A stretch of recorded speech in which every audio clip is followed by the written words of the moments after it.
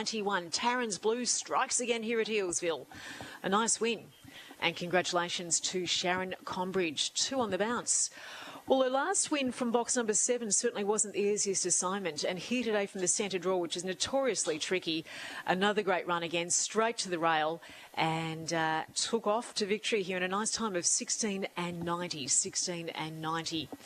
She loves the rail, and she's certainly lightning quick out of the boxes to get across from really a succession of difficult draws lately, and certainly shows her ability. 5, 3, 7 and 2 in the frame. 5, 3, 7 and 2. 6. 5, 7, 3 and 2 is the result there, and I'll get those. 5, 3, 7 and 2. 5, 3, 7 and 2. First leg of the quaddie, pretty popular kickoff there. It was equal favourite Tarrans Blue at $2.90. I'll clear those in a tick, guys. Thank you, Johnny. Our funny text has come in after we read out the one saying, hope the D's win and Pies don't make the 8. Hornets burner phone. John from Highton. As a keen Melbourne supporter, as the Hornet is. Wouldn't he love that? Wouldn't he love that? Hey, shout out to Matt and Dandenong before we get stuck into the show. Regular texter into the show, and he's done some damage to his ankles. So thoughts are with you, Matty, and a quick recovery from your point of view. Hey, let's get stuck into the racing. And a Sandown meeting last night, which was pretty good and clearly headlined by the free-for-all, which we'll speak about shortly. But the highlights are out, Molly, and there was a bloke on Sky last night who's probably got a head for radio. Find the winner of the first at around $10 during the day. So credit to whoever that bloke was. Yours truly. Yeah, you love a chance to pat yourself on the back, don't you? Well, no one does it for you. Everyone's happy to throw the stones. Don't worry about that. That is very true. Always time to celebrate. Dr. Asher, very good in race 3. Paul Barton in the 600-metre free-for-all was great. And then we saw Flying Envy win the staying race. And when I looked at that race in hindsight, Molly, I thought to myself, she was always going to be a massive hope in that race. She had a slow beginner in 1, slow beginner in 3. That's what she needs to go forward. And look, she has been contesting some of those better staying races, being the National Distance Series and whatnot. So a deserving win from her last night. She's a great dog to have in your kennel, though. Like the Erenshaws have done really well with this litter. They've got the line there. She's just a good performer. You really would not be upset turning up to the track every week. But what about Lakeview Emily in race 8? Winning the Scalacci at stud against Scalacci. She was enormous, but during the day yesterday, you messaged me and said she goes 29-2. And she went 29-2, a little bit. Certainty. Yes, she was a certainty. And we were very, very happy to see her back in the winner's circle. I wonder what she'll do next because, I mean, you got the $1 Million Chase coming up. Will they go in that direction? I'm not too sure. But it was her 12th win at Sandown last night, and she had a paddock to work with, and she did the job well ahead of Paul Oswald and also Smooth Plains. So pretty predictable outcome to the main event of the night, which was the free-for-all. And then before we move on from Sandown, race 9, a greyhound called Fast Freddy. Now, he went around at $30. His sectional to the back split was outrageous. It come from nowhere. And then you look at the breeding, Molly, and think, maybe this greyhound's always been able to run because he's got some, what do you call it? Purple, bred in the purple. Yes, I always love listening to you struggle every now and then to pull it together. But no, he's related to Explicit out of a female called Brugalino, I believe. And I'm not sure whether you're aware, George, I started my radio career on RSN with George Ferrugia. We also had our own little show, and we did a segment called Litter of the Week. And I went out on a limb, would it be 3 or 4 years ago, to say that Brugalino's first litter, so that's Explicit, was going to be Litter of the Year. And I think when they were born. When they were born. This is before they hit the track. When they were born. I reckon it was weeks after they were born. So I think I can pat myself on the back. And this fella here, what made you say it, though? The Brugalino line was just outstanding. Okay. That her entire litter. Now I can't remember who was in it, but there were Big 2 Flood was one of them. dogs. Yeah, there were 2 dogs in it that were absolute standouts. She could run like there was no tomorrow. I remember when you used to bring dogs into the radio station. I sure did. It was great. We used to we get to pat them. And I should have done it today. Yeah. That was Fast Freddy, and as you mentioned, Molly's a younger brother to Explicit. So looking forward to see if he can maintain that form going forward. So that's a wrap from the point of view of Sandown last night. Text message has come in, John. Afternoon, guys. JH, today's not your last day on the station, is it? Just for this show, from Damo in Chelsea. Talk to us. Well, I think that just to pay respect to the new ownership, I think that there's still full announcements to come out about the future. But yeah, no, it's not coming to an end, no. We may have jumped the gun. Magnificent. All right, another one's coming in, Patch. Going forward, if this show hopefully finds a new home, between us, fingers crossed it can we have more of the beautiful Molly and less of George of the Jungle, please? Molly adds badly needed touch of class. Ooh. Some number ending in 490. Oh, that's a bit rough, but thank you very much. I don't think many people have called me classy, but I'm happy to run with that. Thank you very much. I'm not sure about that, John. I'm not sure about this. No, I'm a bit of a snob. What a send-off. George who? What a send-off for the heartbeat of the show. Cheerio to Geordie. He'll be back on Wednesday. All right, aside from Sandown last night, Molly, there was some action up at the Q, which we spoke about. Trials of these greyhounds who were preparing for the Nationals, whether it be the sprint, distance or the straight track, and we did see one of the bigger names go around last night at the Q. Absolutely. We had Without a Trace trial over 600 in preparation for the national distance final that will be run next Saturday night. She stopped the clock in 34:44. Now that was, I believe, the second equal second fastest time run over 600 at the Q, if my memory serves me correctly. But what was next level, and that has had everyone talking, was her run home time. And I had the chance to talk to Peter Prosciutto before I jumped on radio this morning, and he was just stoked at how she performed and said that she actually handled the Q better than she had handled any other track. And so he was really happy. And when you say handle, if there's someone out there thinking, what does it actually mean? Is it her being comfortable there or on the track? What was the description of it? I think of the trial. Look, why did she handle it well? What does that mean? I think she went around convincingly, even though, like, we know she can go faster. She is an absolute, she's an absolute weapon. But I think the fact she went around convincingly, she didn't hang too wide. There was a point, I think, as she was heading towards the catching pen where she did swing a little bit wide, but she ran pretty close to the rail and was ultra impressive. But I actually added up this morning 38 hours that the Prosciuttos are doing on the road. Like a return trip. That is. So why did they do that? Well, why did they make that decision to drive instead of fly, which would be the natural option in most cases? And what I think every other contender will be doing, it was because they had all of the control. So when you're travelling a greyhound, you're putting the control in the airlines. They obviously want to look after the dogs, and there are strict rules and regulations around the travel of greyhounds, but this is making sure that no one, apart from the Prosciuttos, are near her. She's sleeping in the hotel room with them. She's snoozing in the back. She's doing everything that they are just keeping a close eye on her. And I think being a young dog, it was the best choice for her. She is a genuine winning chance, and I think nursing her through this with a drive was the best thing to do. Yeah, and watching that trial from last night as well, she did get a bit wide at the turn through the catching pen, but that's what she does, and that's what you do with the first look of the track. So pleasing to see her go well there, and obviously in good order going into the final Saturday week. As for the others, Molly, in terms of the sprinters and also the straight track, what's happening from a trial point of view? Serial Sticker went around last night as well. He actually equaled the track record in that trial. He did it when it was raining as well. I actually had to point that out to trainer Brendan Purcell. I said, gosh, how about the time he put on the board? And he did it in the rain. And he said, oh, did he? He's all over it, BP. Brendan, yeah. Clearly, he's all over it. The ultimate professional. He's got I want to say 6 or 7 dogs in at the Meadows tomorrow night as well. Maybe he'll come up with a few winners there. But no, he is extremely happy with Serial Sticker's trial there. So 1871, surely there's improvement to come. But who knows what Mile a Minute's going to do when he goes around tomorrow morning. So Mile a Minute will trial the Q straight tomorrow morning. And hey, we spoke about this race on Wednesday, and Serial Sticker was $10. And we said that is astronomical price. He's trialled the house down. Matty Field, regular listener to the show, texted in and saying he was on. Serial Sticker's $10 into $3.50. Too short.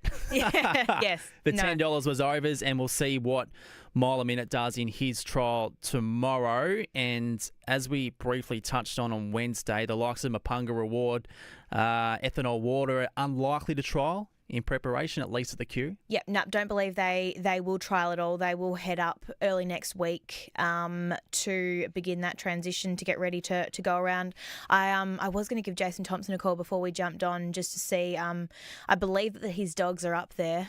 He's got a pretty good relationship with Tony Brett there. They've had they've had fantastic success together. So I'd say they will be well and truly settled in up there and raring to go. And further insight to the National Distance Championship, where Without a Trace will line up. Late Night News and Lady Wilson, the two representatives from New South Wales, will race at Wentworth Park tomorrow night in race 5. So a fantastic entree as to what we can expect from them in the final Saturday week. And I'll be heading to the queue, Molly. I've got the call up in the past 24 hours. So I've buckled up. I did text Jeff Britton saying, make sure you don't have an early flight on Sunday. So did you get the call up as an invite for a party, or are you working? No, this isn't social. I'm on the tour. Are you sure? So up Saturday, back Sunday, on the coverage Saturday night with Liam Lowry. Jeepers. So looking forward to socialising after the race meeting. Don't worry about that. Text messages come in from Posty Troy. You'll like this one, John. Hey, guys, as a passionate bomber, I hope we lay down next week. Gold Coast win by lots. Collingwood missed the top 4, and Gold Coast will go out in straight sets in finals. Go Dons, Posty Troy. Wouldn't that be enormous if Essendon got beat by 120 points and Collingwood missed the 8? What about all the Bombers supporters that might be listening? You guys I reckon they give a rat's Scheisenhausen about their season at this point in time? if they're passionate. Probably not. Yeah. Probably not. All right, let's move on to the action at the Meadows tomorrow night, Molly. And in terms of the stayers, which do step out in race 4. It's a 6-dog race, but it's not a bad one. There's one you want to highlight from box 1 in Mapunga Lara. Absolutely. Look, she's on fire at the moment. She's also been touted as pretty much one of the next best things to hit the staying rank. She's only... By who? Well, commentary online. I think even the Watchdog got around her success. And I do remember Jeff saying that there was one out of this next litter to... She's out of the next litter to Mapunga Reward, and I know he was extremely impressed by this next litter as well. So I'd say it was her he was talking about. She's put in some fantastic performances at Sandown over the 700. She has had one start at the Meadows over the 730. She ran 5th. She almost looked like she couldn't get that 730, but she got knocked around like there was no tomorrow. She may have just run out of steam there, so I'm really excited to see how she tackles that 730. Although we do have, or my husband, I should say, does have a runner in the race. I want to say it's one-word answer, so he is probably going to get an absolute spanking. Poor old Otis. So what does he do early? Because Mapunga Lara's got box 1. He does absolutely nothing. He stays in the boxes and he gives them a lap. All right, well, Mapunga Lara gets a paddock to work with, and judging by what you say, could be a solo trial. Yeah, there's a good chance. Look, Otis is in for his looks. He's a beautiful white dog with a black eye. He's a stunner, but that's about where he ends. What about Jeff's kennel at the moment? We speak of Jeff Britton because I go back a few months and there was conversation around he's got some pretty good young ones coming through that haven't really evolved yet. One of those was Mapunga Flyer, who unfortunately is on the sidelines at the moment. But he'd have to have one of the better kennels, or at least promising kennels right now compared to what he's had over the past few years. I tell you what, it'd be a lot easier to get up in the morning and let those dogs out with the greyhounds he would be walking through and seeing. He's put in a lot of effort. But what I love too, a lot of these dogs with a heap of talent are coming from Mapunga Isla. They're all pretty much all out of her. They've come from the same line. It means Barry Smith's also, the breeder and owner, is also getting a pretty good rap too. So he's got a bloody good kennel at the moment. I think he would be ecstatic to be able to go out there in the mornings. Yeah, and speaking of Jeffrey, I don't mind one that he's got in race 6. His name's Weblek Joel. Now, it's a pretty good race, but his recent form has been impressive, and what we've seen in each of those starts is improvement. So 29.36 in his last outing at Sandown. Draw doesn't seem to be a big drama from my point of view. Race 6, number 6, Weblek Joel at the Meadows tomorrow night. A few text messages have come in. Speaking of stayers, of course, we're speaking about Mapunga Lara. G'day, Molly. Do you have any up-and-coming pups in our kennel to fill Chief Dribble's shoes once he's retired? Regards, Jamie. I wish. I absolutely wish. No, we've got a nice pup by the name of Accounts Manager. He hasn't quite gone on to it, but Chief Dribble is next level. He is also an incredibly hard watch for us because he could be doing great things over here, but he's over in New Zealand and he's absolutely dominating, but very proud to have bred him. All right, a few more messages to come in. In the meantime, they're at the boxes here for the 6th race at Healesville. And John, probably the mascot of the show is the red here. What's its name? Out of the red? Out of the red, race 6. Koji number 1. Michi. Yes. Yeah. Victoria Shaw absolutely nails Even that I saw that pronunciation coming, John. every week. Koji Akimchi. All right, race 6, Healesville. Here's Vic. $3.70 for Darnum Desire and $8.50 for Choji Akimichi, who is on the drift. But $3 now, the put it together, the price, and Red Gum War is about $3.10. Green light on. We're ready to run. And they're often chasing, and a good start there to put it together over on the outside. Just behind Darnum Desire at this point. White Shiraz, especially Yogi, tearing up the centre into Cyborg just off him there. Kathy's Dream shifts across to the centre, as does Choji Akimichi now trailing the field. Especially Yogi looked a little bit awkward in its stride as Darnum Desire starts to go forward over on the outside. Trailed there by Red Gum Wars. They hit the line. Especially Yogi gets in. Just shading out Darnum Desire over on the outside. Next was Red Gum Wars. Put it together was next further to Kathy's Dream. Choji Akimichi into Cyborg. One of the last in, and the run 19 and 85 the time. A Special Yogi for Peter Knott running to victory, just holding out Darnum Desire. And Red Gum Wars, I suspect they're into third place. 19 and 84 the time. 13.20. 5 from 7 in the frame, 5 from 7. The run home in 13 and 20. 5 from 7 officially in the frame. We can see Red Gum Wars and Put It Together. And Put It Together certainly felt it came in for plenty of support at box rise, but when he stepped, he didn't actually step the quickest. Looked a little bit awkward when they let them go, but especially Yogi from the difficult draw doing a terrific job to run up to victory here. 5, 7, 2 and 9 official, 5, 7, 2 and 9 in the frame. 5, 7, 2 and 9. So after 2 legs of the quaddie at Healesville today, you need 2 yellow dogs, 5 and 5 to be alive. And a Special Yogi has paid $6.70 and $1.80. Number 7, Darnum Desire, $1.40. 2 Red Gum Wars, $1.70 and 9 Put It Together. The Quinella, $17. Exacta paid $37. Trifecta, $138. And the first 4 on the race, $337. 5, 7, 2, 9. Running double Jason, a pair of 5s, $54. Text message has come in from Mark from Williamstown. Poor old Otis sounds like his trainer James Shaw does absolutely nothing, is slow and has limited ability. That's your husband, Molly. It is, and actually we're talking before we went on air about you'd asked me what gripes me about James, and I said he just runs in reverse. Anything, it takes generally about an hour and a half to do the dogs. It's a 3-hour job for James because he can't multitask, and it just drives me up the wall. Absolutely drives me up the wall. So he is very much like Otis. And he'd be stressed out by that, I assume. What, me going so fast? No, I'm just saying he wouldn't be stressed at all. No, nothing stresses James whatsoever. I do all the stressing for us. Hey, speaking of, the Meadows tomorrow night, Sandown last night, we briefly on Wednesday spoke about a greyhound called Electrify who won at Sandown on Monday night. Race 1, if you want to go back and take a sticky beak at it. He was on debut. He won in 29.2, which is dead set flying. And since then, Molly, there's been reports that there's been offers of 3 figures, over $100,000 for this greyhound that has been knocked back. So a bit of momentum after just one career start. That's 6 figures. What did I say? You said 3. I was talking thousands. I was gonna let it I thought slide. Molly was going to choke. No. I've got it written down for you too. No, we actually read a great article in the record. I'm not actually sure whether you just mentioned that, but I love reading things like this. We've been through it a little while ago as well, but turning down 6 figures for a dog after one start, and him and Greg Doyle in an article saying there was no way in hell we were going to take the money. That's a lot of money. It's a lot of coin. But his quote in response to that was, we invest all this time, money, effort to find one like he's got at the moment. So I have so much. Well, I just love hearing that stance in that you could offer me $1 million, whatever. I'm in this game because I love it and I want a greyhound like this, and now I've got one. No, absolutely. I thought they were great quotes that Greg spat out there. But what I also loved, he had this name aside, Electrify, since 2021 and decides to pull it out now. Like, I love that idea. But no, the dog's got a huge future, and I think everyone now is going to be watching the dog thinking six figures, and I hope he lives up to expectations.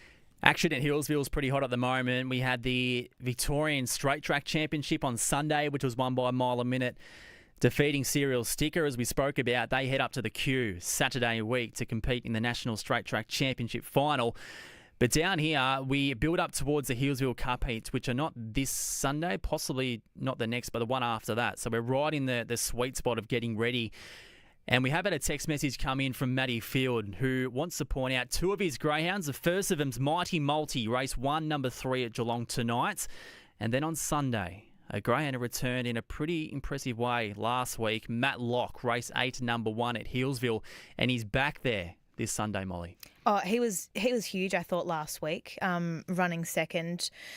This race is his, I think, although he is up. There are a couple of really nice dogs, but especially I'd like to point out a greyhound by the name of Catch Some Rays. He's broken 19 seconds there before and has just been racing against mile a minute, Serial Sticker and whatnot. So, look, I love seeing a Matlock race. There's no doubt about it. I think he's an outstanding story. I think what Michelle has done is next level. So very, very happy to see him back, and who knows, a Hillsville Cup might follow there. Yeah, indeed. Aston Fantastic goes around on that card too. So two heavy hitters up the straight going towards the Hillsville Cup in a few weeks' time.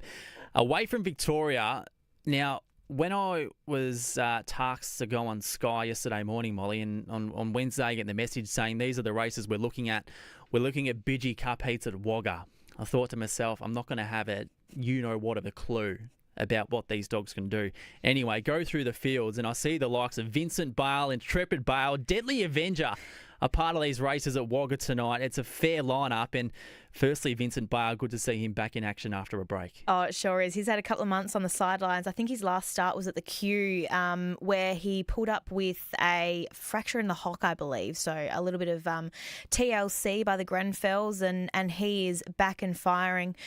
Corey did say that he has trialled well, slightly underdone, but he is in very, very good order. So great to see the big fella back in action. Yeah, and after going around in the Victorian Sprint final at the Meadows last Thursday night, I did not think that Deadly Avenger's next assignment would be at Wagga the following week, but he goes around tonight, short price favourite, and should be winning, and of course in New South Wales as well.